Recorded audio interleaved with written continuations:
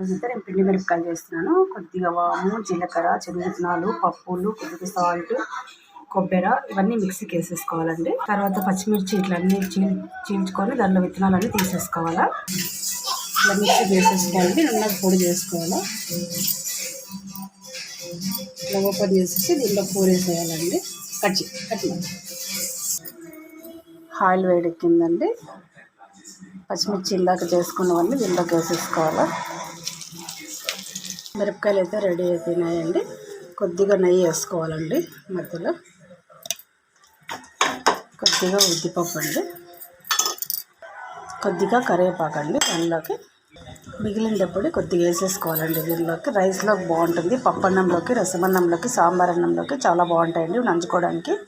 Please like చేయండి, share చేయండి, subscribe చేసుకోండి. Thank you. మిరపకాయలు అయితే రెడీ అయిపోయినాయండి. బస్